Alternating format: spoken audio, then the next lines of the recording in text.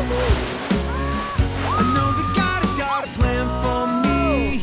Sometimes I gotta just wait and see. I wouldn't say it if it wasn't true. I know that God has got a plan for you too. Hey, hey, hey!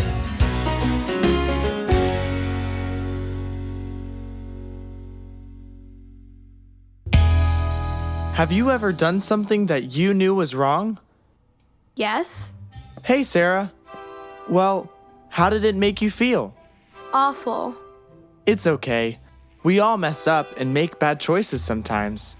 I guess you're right, Ben. Right. St. Paul teaches us that we have all sinned and fallen short of God's dreams for us. These are just some of the reasons that God blesses us with the sacrament of reconciliation. It sure does feel good when God gives us a fresh start. And it's important for us to remember that God giving us a fresh start is only half the story. Just like God forgives our sins, He invites us to forgive others when they hurt or offend us. Sarah, when was the last time you forgave someone? Actually, it was just yesterday. Go long this time, Max. You got it. Just be careful. Don't ruin my painting. Ready? Hike!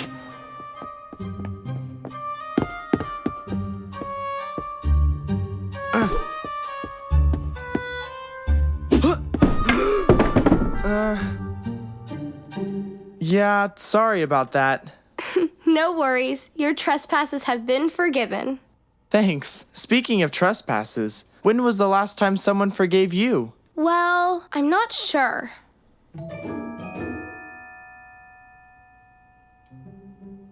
Whoa, wait a minute. Whose toothbrush is that? Ben, I'm so sorry. I'm going shopping with Mom this afternoon. Ugh. I'll get you a new one. I really am sorry, and I promise to make it right. Will you forgive me? Turns out we all need to be forgiven quite often. I forgive you, Sarah. We don't bring up forgiveness to blame ourselves or to blame other people. And we don't do it to feel bad about ourselves or to make other people feel bad. God doesn't want that. We talk about these things so we can learn and grow. Here's a story to help us all understand. One day, Max got his very own bedroom. Everything was perfect and in its place. But the next day after church, Max threw his nice church clothes on the floor as he got changed to go outside and play with his friends.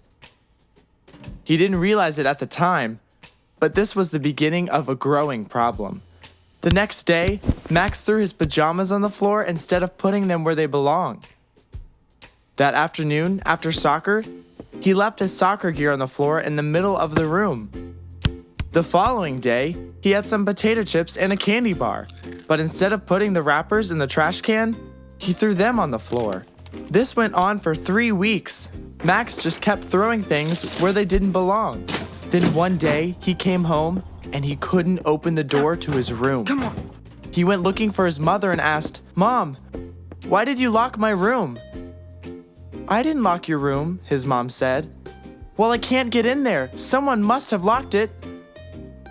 Max's mom tried to get in the room, but she couldn't.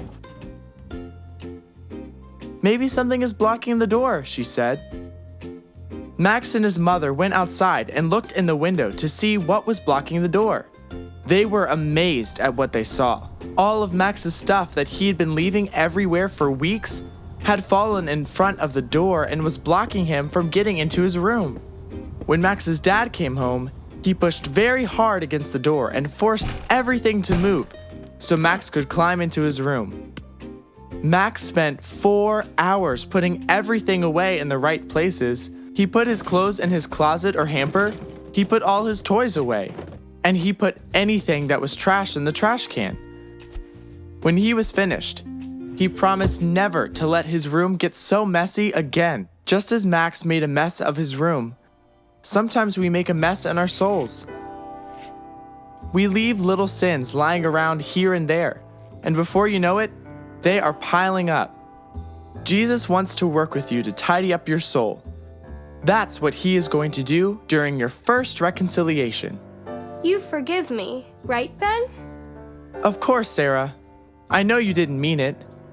But we better go tell Mom so I can get a new toothbrush.